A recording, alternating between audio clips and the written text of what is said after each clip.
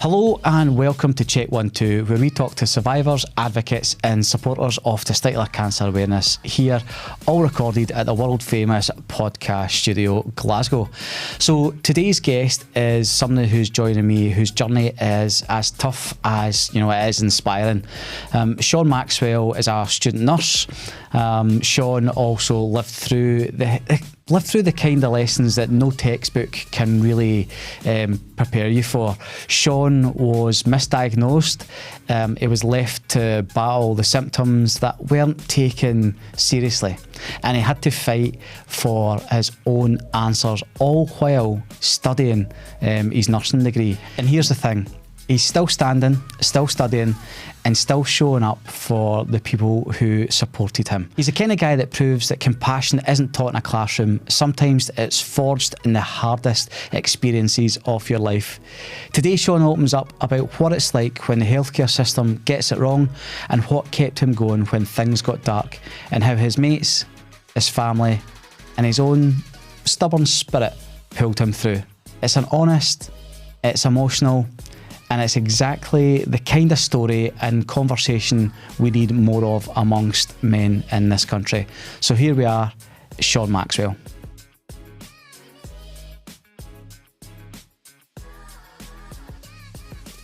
Well, I'm Sean. I am finally a third year nursing student down at Brighton University. It's been a long one. It's weird. It's just been a very, very long journey. Adding cancer into doing a nursing degree, it's great fun. But yeah, I got diagnosed with testicular cancer in February 2025.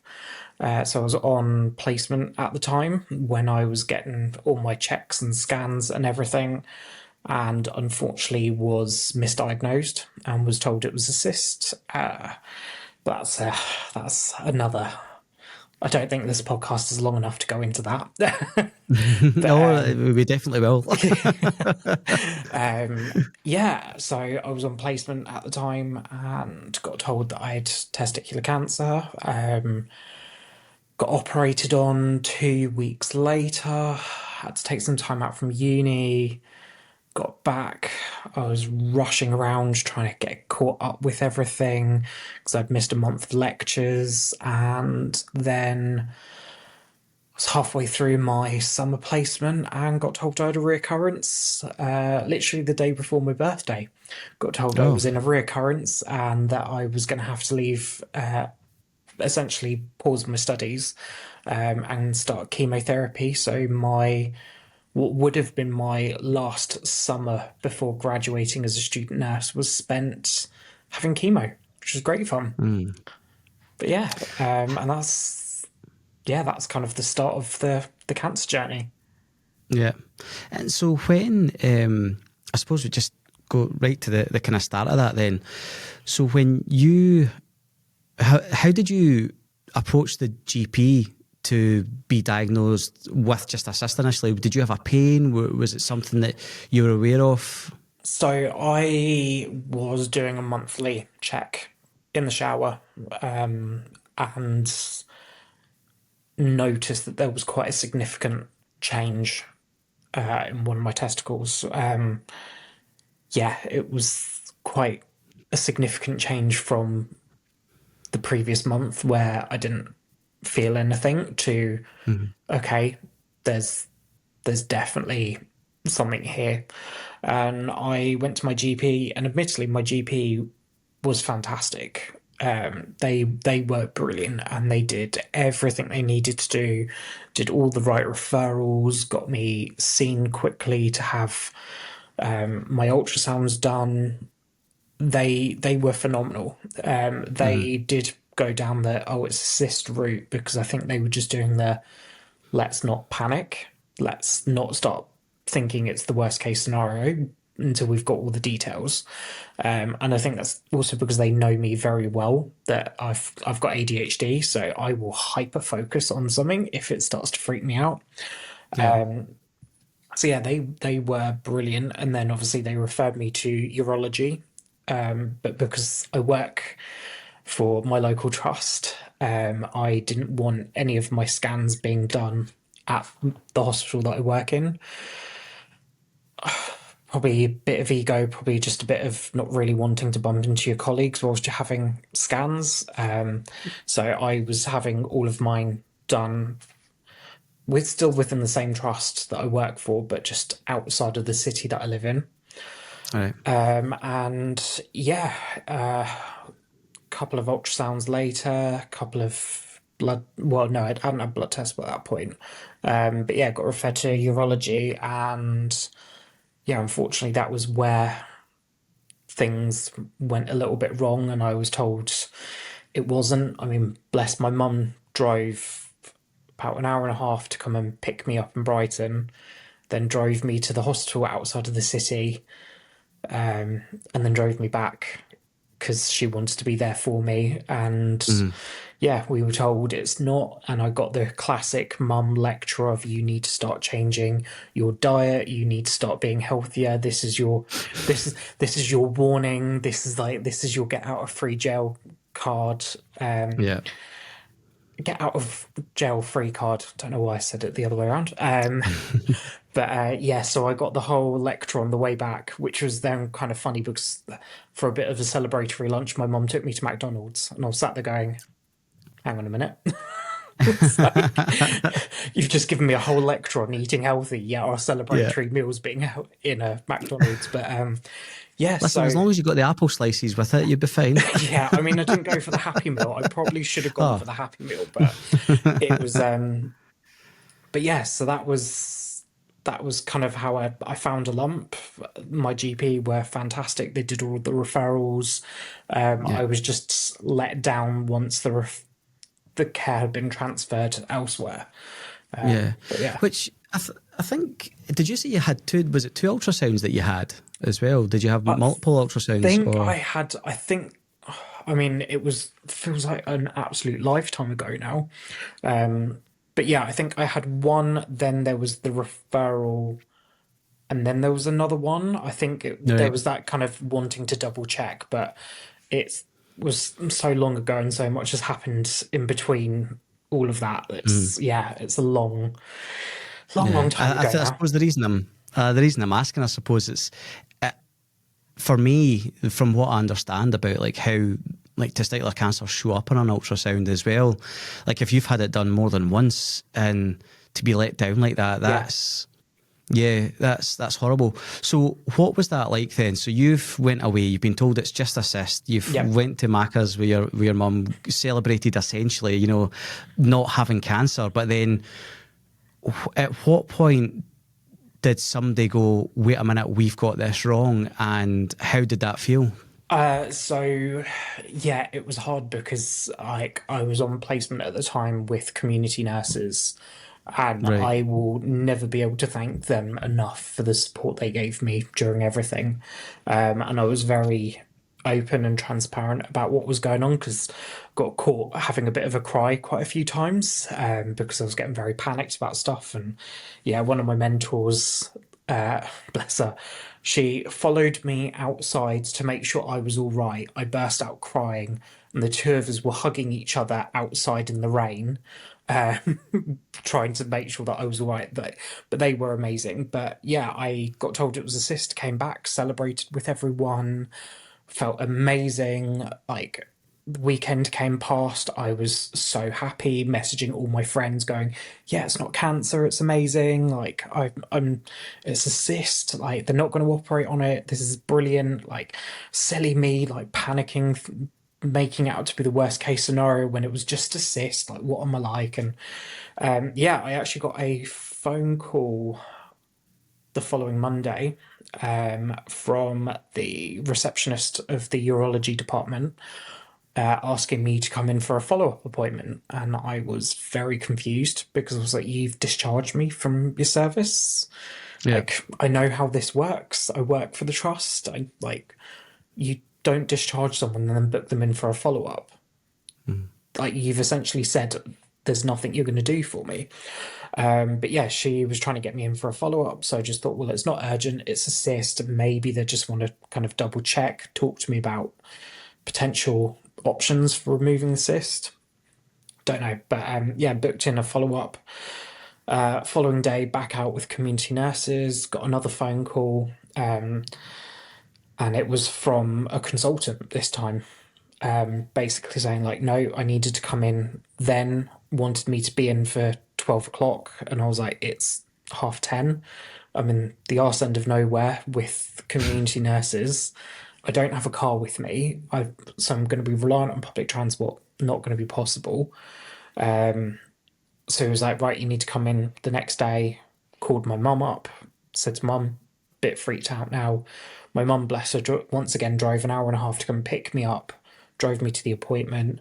Got there, was told that the consultant didn't work on that day, so that they were a bit confused as to why I was there and that I had an appointment with them. And I was like, well, it was the consultant that booked me in.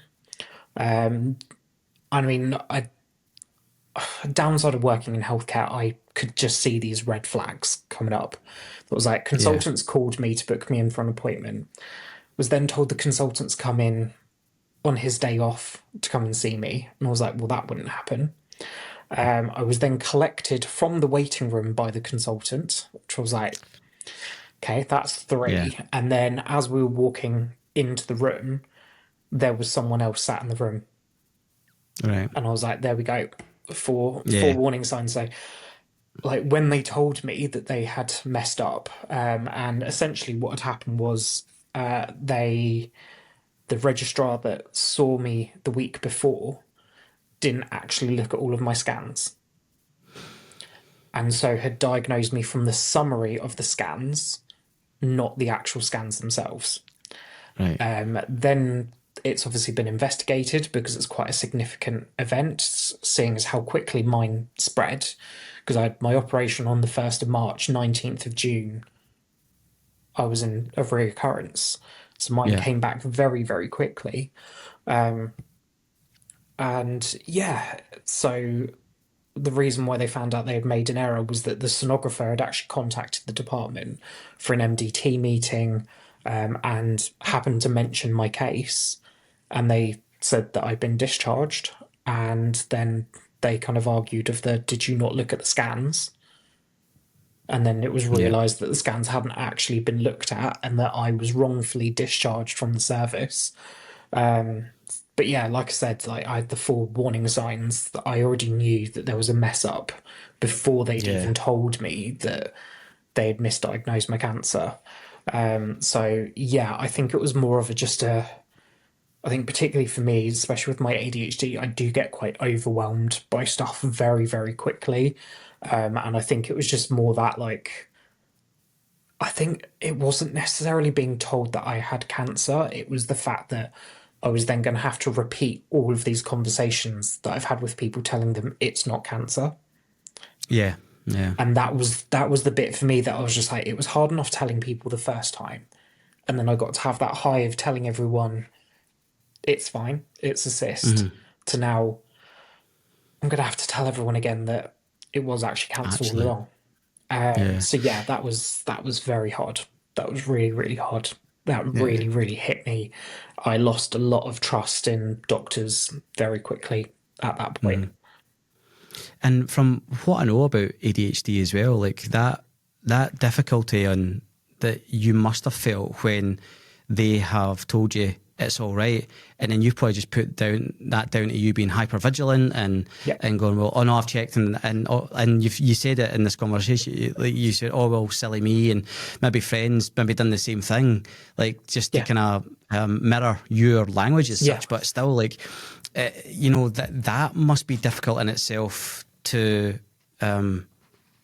manage as well. That the fact that you've maybe thought of yourself as being silly and overly cautious when actually you did have cancer, you know, and I think that, and I can see why your trust levels dropped, especially with something like that as well. You know, again, I worked in healthcare for 20 years, and I'm like you kind of know, sometimes you know too much. And when those things start happening, it's really, really difficult to kind of pull away and not see the bus coming, essentially. And I get that must have been really difficult to then go back and repeat these conversations. I completely get that. It's a horrible thing to have had to have went through. Yeah. It sounds though that sorry, I was going to say it sounds like they kind of got you in quick Yeah. for your op once they discovered that. So Yeah. that's good. The question that I kind of was wanting to ask as well though was, with your reoccurrence, was that in the other testicle, or was it just in the lymph nodes and the cells kind of going up to there? It was in the lymph node, so it was in Right, my okay. para-aortic lymph node, Right. which was, I was actually at a conference in Wales at the time, and it was really weird because I had the most severe heartburn, but also really bad backache, which was really Right. annoying me because this, like, the hotel they put me in was like the comfiest bed I've ever slept in my life. And I had the worst backache all weekend and I could not figure out what was going on. And I'd had my bloods done before I went up to Wales. So the conference was mid-June. And I spent the entire time just absolute agony, like sat for like all of these talks and lectures and everything, an absolute pain. Was just drinking water because anything other than water just set my heartburn off.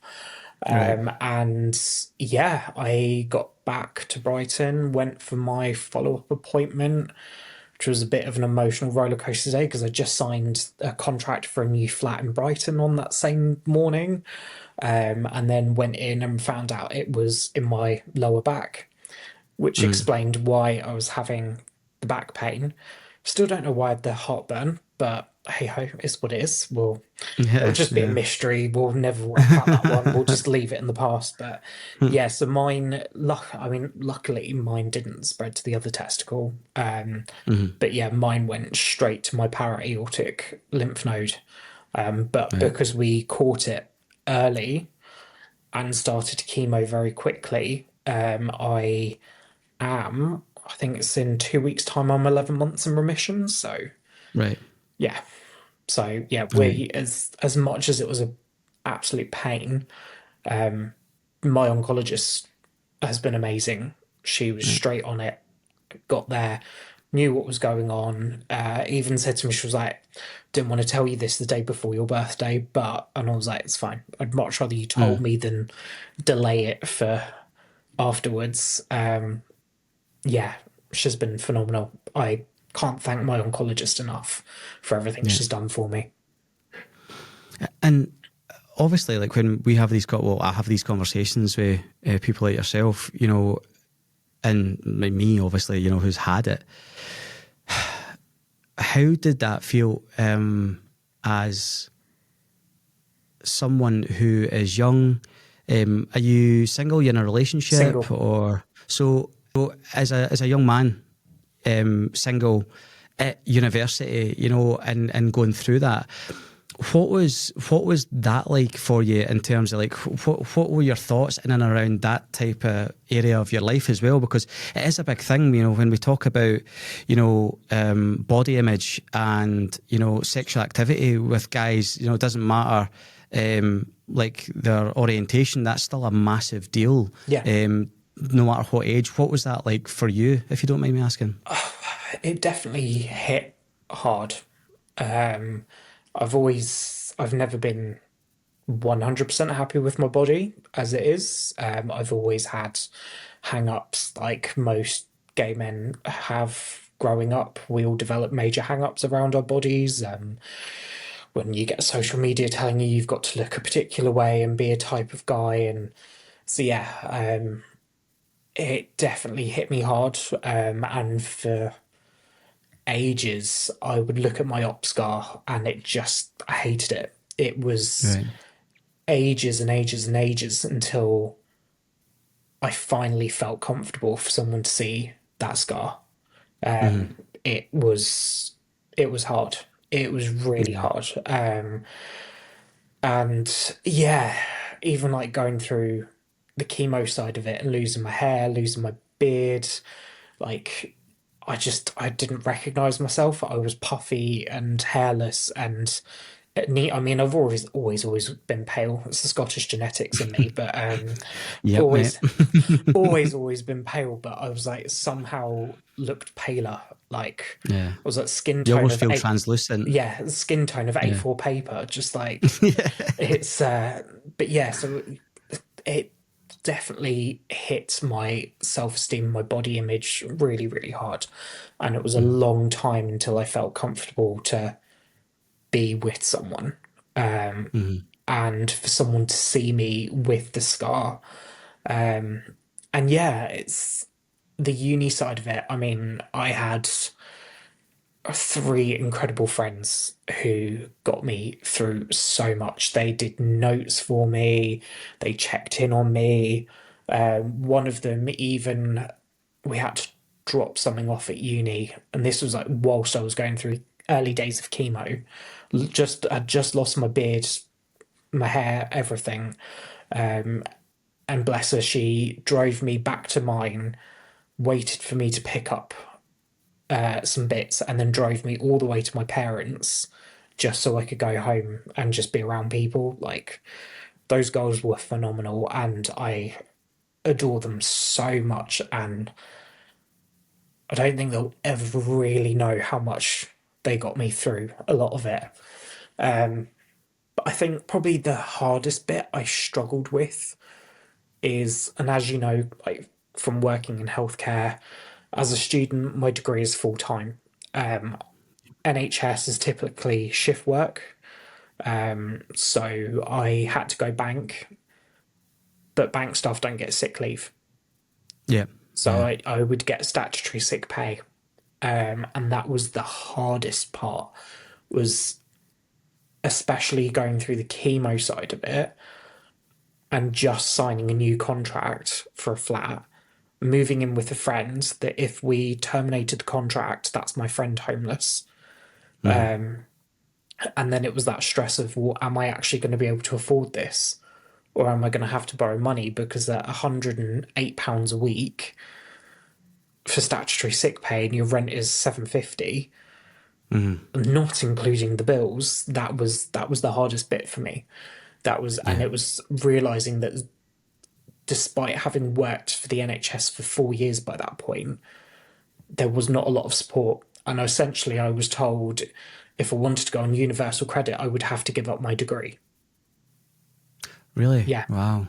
And Right. that was the stressful bit of then going, okay, I'm not well. I've got this horrible group of chemicals being pumped through my system to try kill off a tumor that's trying to kill me. And then having to work out finances and Mhm. work out how you're going to make money. And I lost all my savings through Mhm. chemo. It was the only way I was going to be able to pay rent and the bills and everything. I lost Mhm. all of my savings. So I came out of, I was putting money aside to finally buy somewhere once my degree was over. And I'm back at square one again now, which Yeah. is, and I think like body image side of it, that was hard to deal with, but I could deal with it because I had amazing supportive friends around me. But the finance side of it, like being a mature student who works a 0 hour contract for the NHS, there was just nothing. And that was Yeah. the hardest bit. It's a question that I get asked a lot, by like different guys who've reached out. I was lucky enough that I was working full time in NHS, so Yeah. my sick pay was okay. By the time I got to the year, I'd obviously cut to next to nothing. But I was like, me and my wife, you know what I mean. So we had like a dual income. The house was there. But the amount of people who reach out who are like, well, I'm self-employed, or and that's the one thing that people don't talk about as well with cancer diagnosis and treatment, is that your life is literally put on pause, but all the financial Yeah. institutions don't pause with you. Yeah. And that's the hardest part. And it's such a shame that there isn't more to be done, especially with you working for the NHS, how they couldn't, again, I speak from experience. It's like you wish they would help a little bit more Yeah. because you're working within that. Yeah. But yeah. And the impact that must have had on you mentally, must have been huge. Yeah.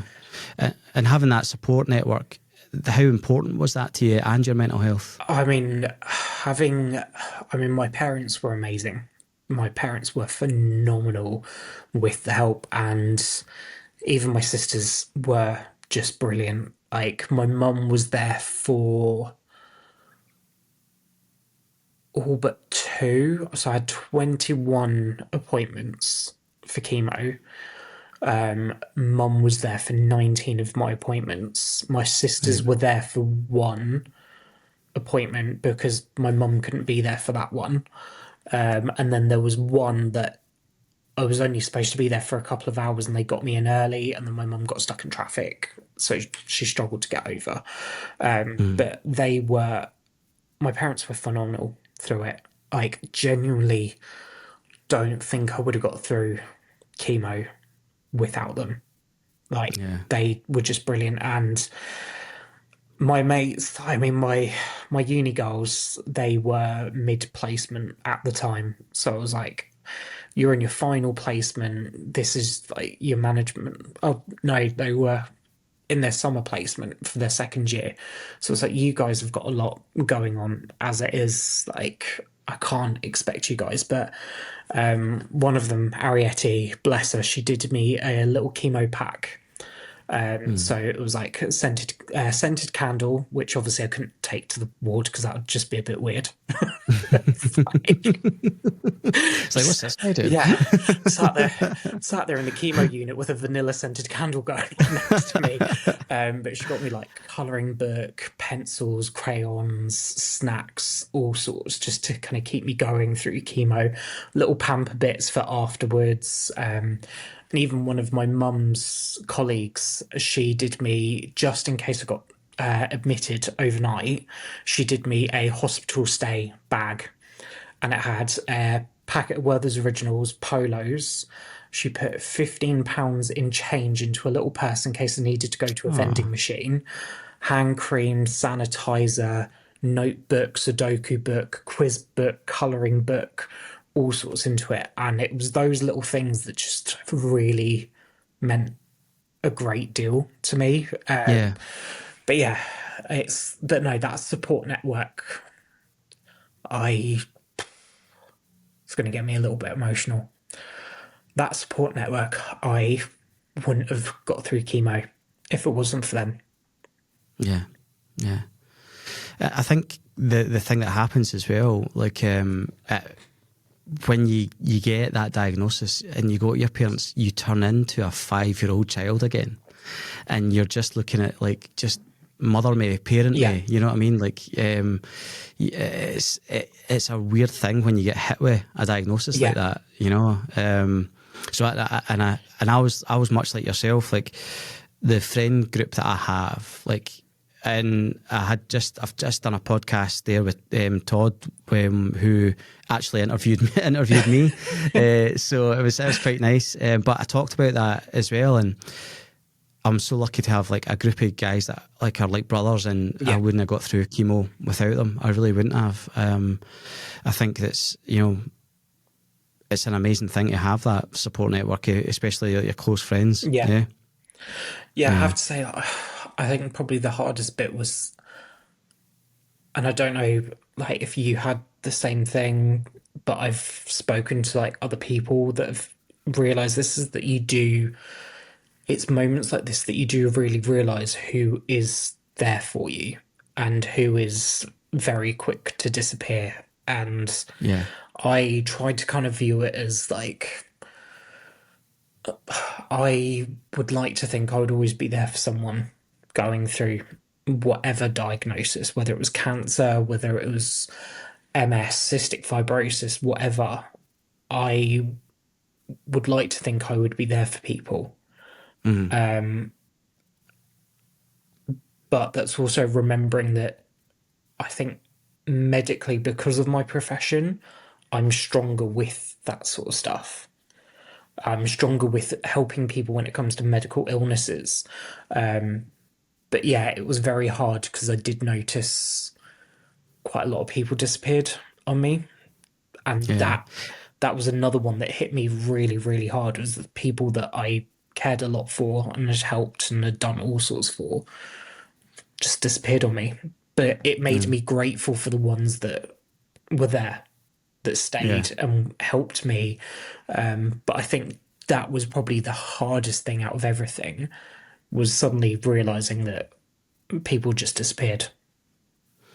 And it's not an uncommon story, unfortunately, with Yeah. cancer diagnosis, and especially like around testicular cancer. Like, you do find like the amount of guys that I've spoke to on here who found the exact same thing. Yeah. Like, people weirdly just disappeared and never kind of came back, and you'd maybe been as close as thieves Yeah. with some of these people. And how do you rationalize that when you're going through it? You know, because you must feel a sense of hurt, but at that same time, you're dealing with something that's so just involving you that you don't have time. So what was your thought process, and how long did it take you to come to terms with that? I put it down to, so I kind of categorized it. Like, there are friends that are there no matter what. They're the ones that message you on a daily basis. They're the ones that message you to say, you're probably not up for chatting, but just to let you know I'm thinking of you, here if you want to chat. Like, let me know if you want me to pop round for a coffee. Like, I was flitting between living in Brighton but also living back at my parents' for a while, because as chemo went on, I lost all energy. And there were people that were messaging me going, we'll come over to visit you at your parents'. We'll come down from London and we'll come and visit you in Brighton. Like, tell your parents if they need a day off, we'll come down and we'll sit with you in the chemo unit. So there's the friends that are there regardless. Then there are the friends that might want to be there but mentally can't cope with it. They're the ones that I was kind of like, don't cut them off, because just because you might be able to deal with this doesn't mean everyone can deal with it. And one thing I've really started to tell myself recently was, there was that phrase of like, oh, treat others the way you would like to be treated. But I've kind of flipped it now of the, don't expect others to treat you the way that you would treat them. Yeah. That's a good way to look at it. Yeah, is that, like, that way at least then if you're doing that, you're not disappointed. If you don't expect them to treat you the way you would treat them, you're not left disappointed and heartbroken by the end of it. But yeah, I broke it down to the, like, there are going to be those friends that want to be there but might not mentally be able to deal with it at the time, and they might just need that bit of space to process, but they want to be there. And I did have friends that did kind of come back after everything had happened, and they had their own stuff going on, because just because cancer's affecting my life doesn't mean it should affect everyone else's. Like, everyone else has got to go on, work, have their families, do bits. And then there were the people that just never came back, and they were the ones that I kind of said to myself, well, they couldn't be there for you at your worst. So they don't really get to come back and enjoy things at your best. Yeah. Because they couldn't even message you. And they've almost as if like they used the cancer opportunity just to completely cut you off and disappear. But yeah, that was the hardest bit. That was because I'm very friends orientated. I think that's why I fell into doing nursing, is that I give to people, I care for people, I want to look after people. Like, I want to be there for my friends when they've got stuff going on. And to just have people disappear, that sucked. It really, really sucked.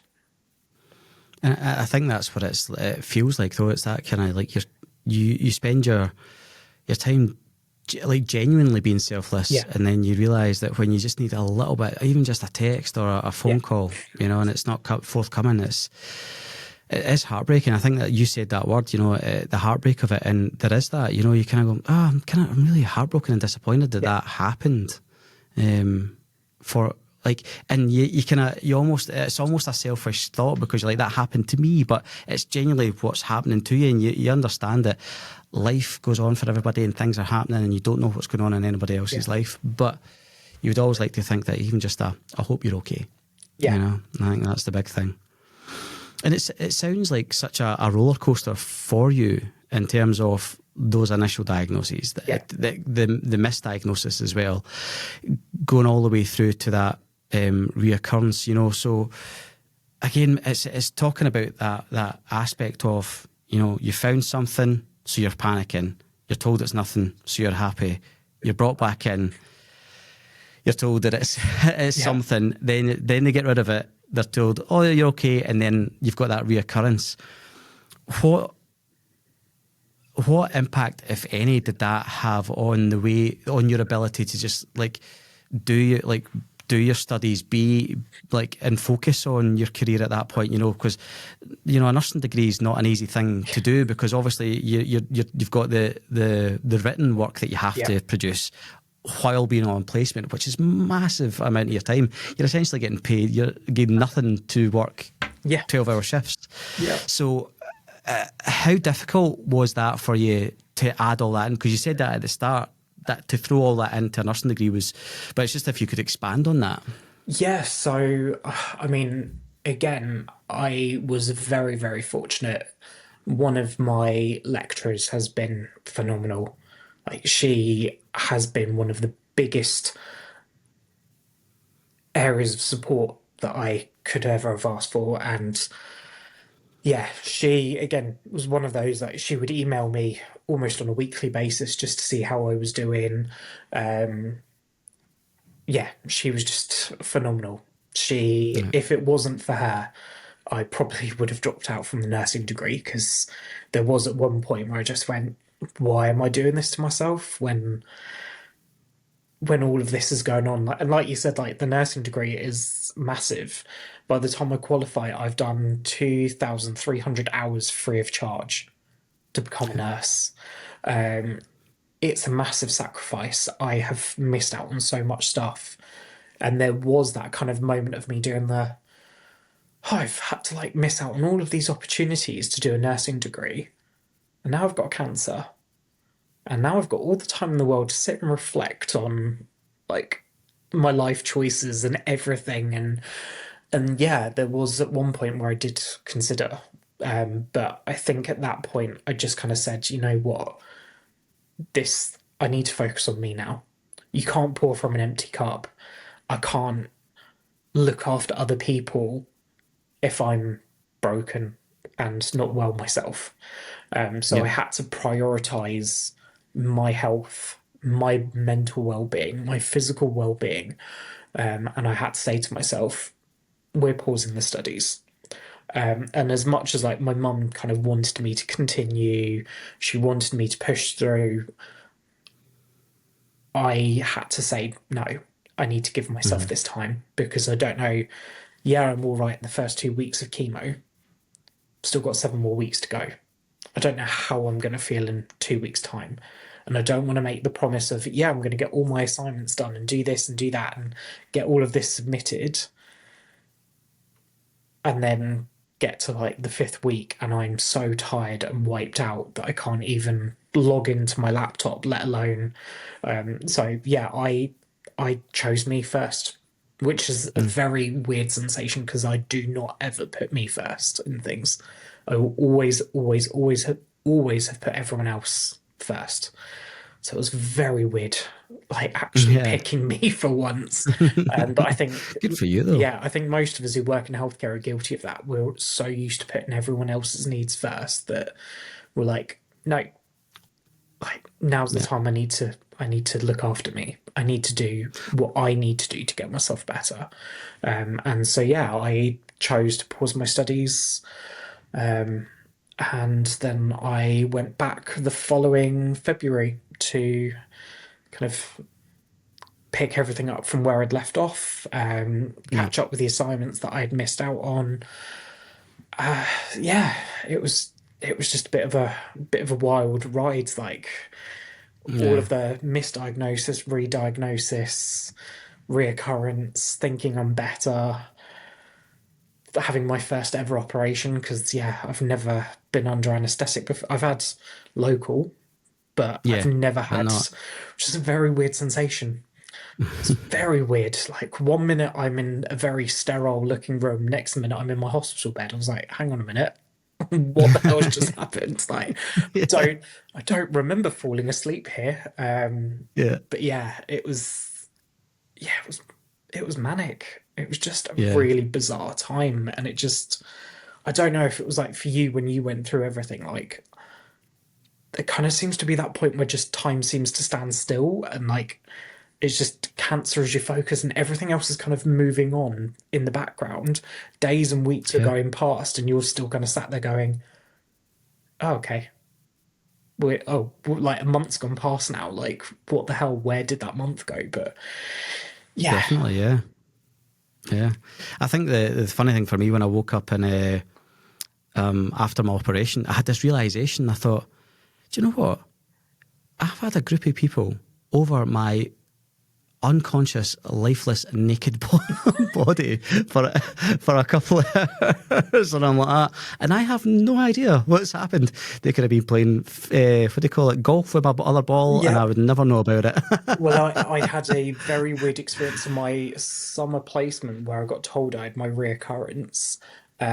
Was in a surgical ward, and I got to go and sit in theatres, which was one of those. I was like, oh, that's what people look like when they fall asleep under anaesthetic, and you're just doing that. Yeah, yeah, Oh, this was me a couple of yeah, months ago. yeah, And yeah, I got to watch an orchidectomy, yeah. Oh, and I was nice. just like, How was that for you?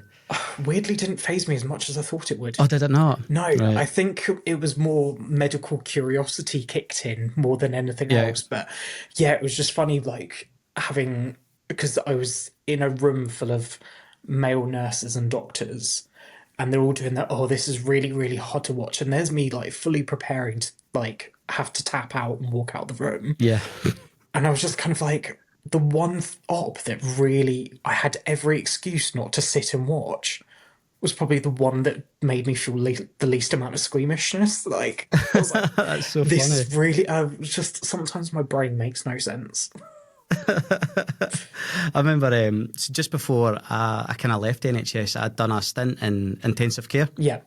And then I went to the vaccination team. But while I was in intensive care, during COVID as well, there was a patient who had he had COVID pneumonitis while having gangrene in his groin.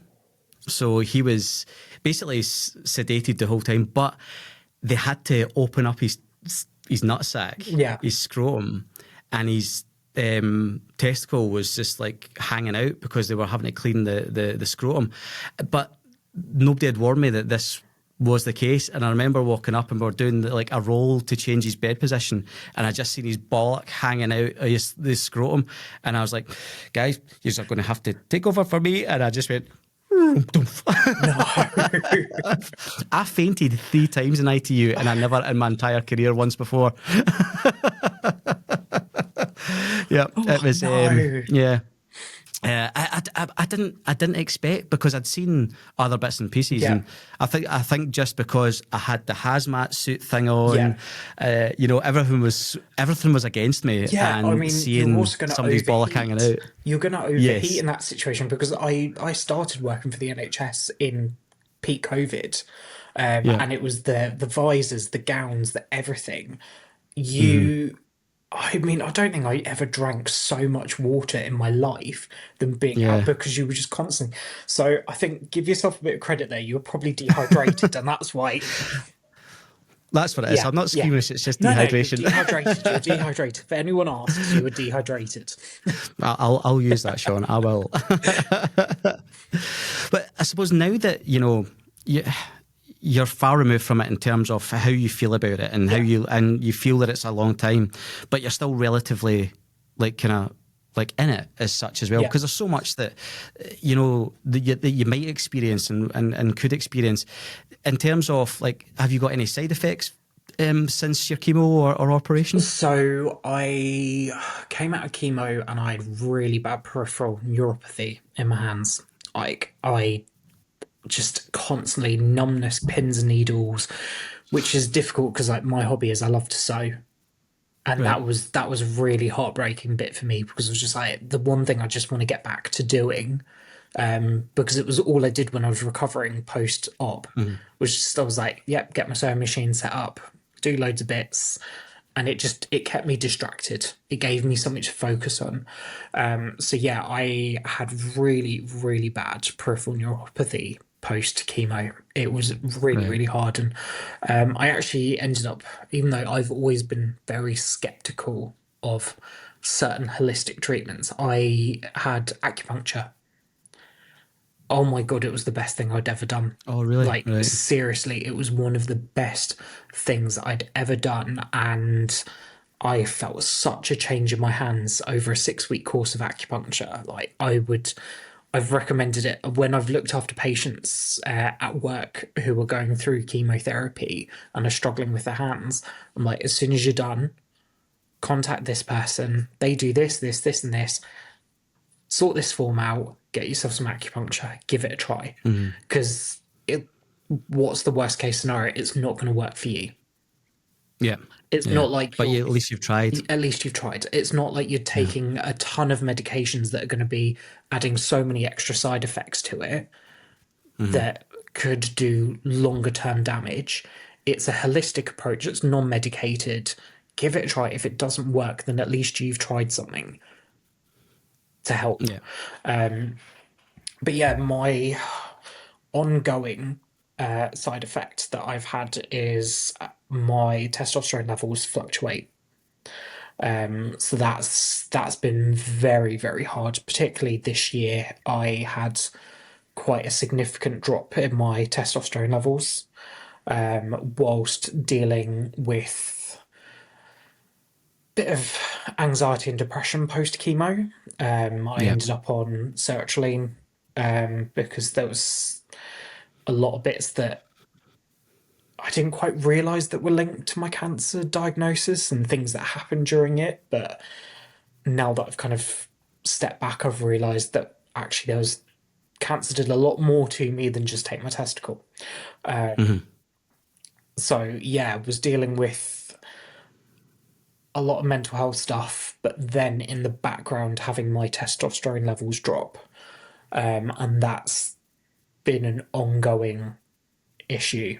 And I've been looking into ways that I can improve it for myself. So I've been adding more avocado to my lunches, even though I hate avocado. It's just I don't like mushy textures. I really don't like mushy textures, but it's apparently one of the best ones to increase your testosterone levels naturally.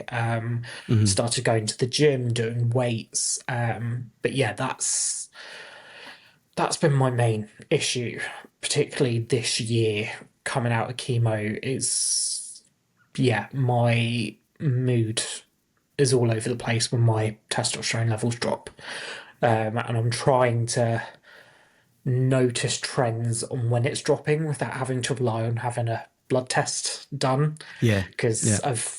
that'll be February.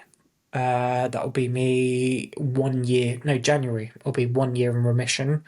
So I've only got a couple more years of blood tests. Touch wood. Nothing else crops up. But yeah, I'm trying to notice changes in me and patterns within my behavior, within my mood, within my body to kind of realize that my testosterone levels might be dropping. So I can be a bit more proactive about dealing with it before it gets really, really bad.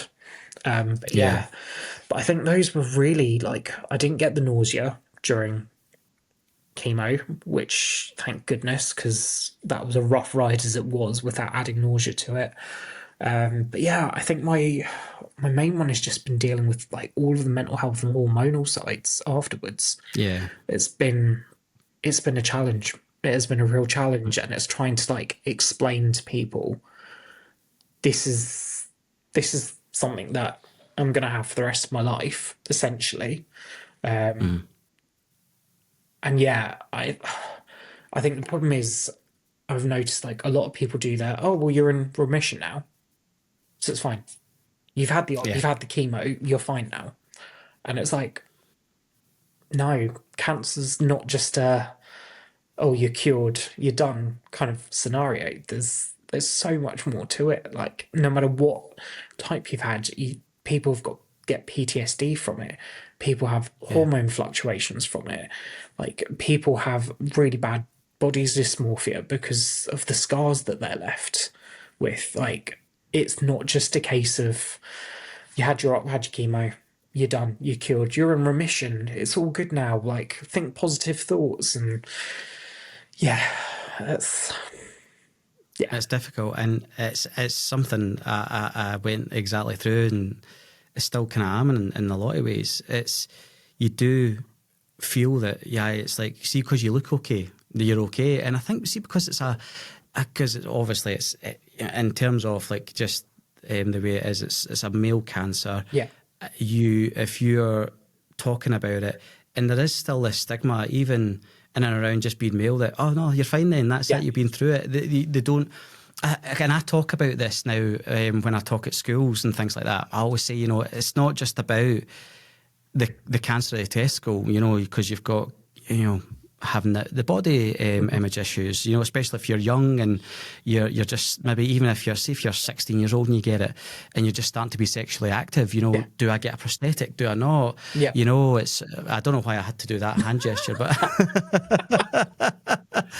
but it's one of those ones where it's a terrible thing for like yeah, young people to go through, and I think because of the age range that it happens in, what if like myself and Todd, when you go through fertility issues, you don't think about that in terms yeah, of like if you're wanting kids, and that's what I always try to maintain. It's this holistic approach of it, and I thought my care when I was at so the hospital that I went to is called the Beatson yeah, West of Scotland Cancer Care Centre, right? So they were amazing. The staff were brilliant. But see, once you were done, And yeah, it was at that point of being done, my mental health just went and crashed and burned. And again, much like you, the testosterone fluctuations, I was chasing for years to try and get stuff sorted. And then, yeah, it's crazy. yeah. That you have to go through that. So yeah, I'm right there with you, brother. I know it. I think the hardest thing, like, and I don't know what it was, but I don't know if other people experience this, but I noticed so many people would say really stupid things to me, like going through everything. And like, I just had my op, returned back to work, was on a ward that I used to work on a lot, liked the stuff. And I had a colleague who's a nurse turn around to me and they were like, oh, where have you been? And I was like, oh, well, I got diagnosed with cancer. Like, I had to have my op and everything. They were, oh, why are you back so early? I was like, because I don't get sick leave. And if I take another month off, that's another month of struggling to pay bills and rent. So, yeah, I was literally back at work a month after having my operation because I can't afford to take time off. And yeah, they were like, oh, well, what sort of cancer did you have? And I said, oh, I had testicular cancer. I went, oh, well, at least you had the easy one. Yeah, yeah, yeah. And I was like, the easy one? And they went, oh, yeah, well, they just cut it out and off you go. I was like, uh-huh. So Yeah, I've got a nurse now belittling what I've been through. And then yeah. it was funny because I saw them post chemo and they're like, oh, where have you been? I went, oh, I had chemo. Wasn't that easy, actually, was it? It's like, Yeah, yeah, yeah, it really wasn't as simple as just lop it off and send me off on my way. It's like actually there was more to it. Like, yeah, and yeah, it absolutely baffled me that I was like, I've got someone who's medically trained yeah. belittling what I've been through. And yeah, statistically, it is one of the easier ones to cure. But that doesn't mean that it's not a challenge. It doesn't mean it's not impactful Yeah, and can and have the same effect as any other yeah, cancer on your quality of life. yeah. And I don't know what it is like. Why is it that we just go, oh, well, it's testicular cancer. You'll be fine. Yeah. Yeah, Like, and actually, there's so much that's around it. There's that stigma and embarrassment, even within communities, yeah, and in medical professions. It's it's just testicular cancer, yeah, and that's why there isn't much support for guys out yeah, there, and that's why we as Cahonas are trying to do what we yeah. do. It's a really difficult one. I had a similar thing happen to me. I remember I was back. I'd only been back at work for a wee while. I was on obs with somebody, and we had to do 2-to-1 obs. And the nursing assistant who I was with was like, "Yeah, I can't remember how we got in the conversation, but she was working in one of the oncology wards. She's like, I actually don't believe in chemotherapy." And I'm like, "Go and explain this to me." And I was ready. I was strapping myself in because I'm like, I'm going to drop this bombshell. She's like, "Yeah, I don't believe in it. I think it's just poison that pumps. I think there's other things." And she was like a hardcore Christian, and I love, my Christian brethren. But at this point, she was like, "And if you just pray, and if you take these herbal stuff, it's better than chemo." And I'm going, "You work in the NHS and you work in oncology?" And she's like, "Yeah." And I went, "Well, I've had chemotherapy and it worked really well. I'm alive because of it." And I actually had to get another nurse to come and let me away because I was raging. Yeah. I had a very, very similar experience, and it was so I was like finishing my last placement, and I really wanted to do something, got kind of a load of barriers put up. And I thought, oh, you know what? Let's just drop the cancer card and see if they'll let me do that thing that I really want to do. And it was met with an outright no, not doing it. And so I did that. Oh well, I'm not going to be here next week because I actually start chemo on Monday. So I'm not going to be here. And I had a nurse specialist tell me to contact my oncologist, tell her that I wasn't going to start chemo and that I needed to go on Amazon and buy 3 months worth of chaga mushroom powder and drink that instead of going through chemotherapy. And I was sat there going, it's really not the thing to say to someone. Like, this is Wednesday. Next Monday I start chemo. It's really not the thing to say to someone who's about to start chemotherapy. Yeah. And it just absolutely baffled me, and I had to walk away because I was like, Yeah. if I stay here, I'm going to get argumentative. I knew full well that there was that ADHD part of my brain going, fight, fight, fight, fight, fight. And I was like, no, let's just walk away. Let's just pretend we didn't hear what we heard and just walk away because I've got a clinical specialist nurse telling me to cancel my chemo, go on Amazon and buy some chaga mushroom powder because she read a study that it was better than chemo.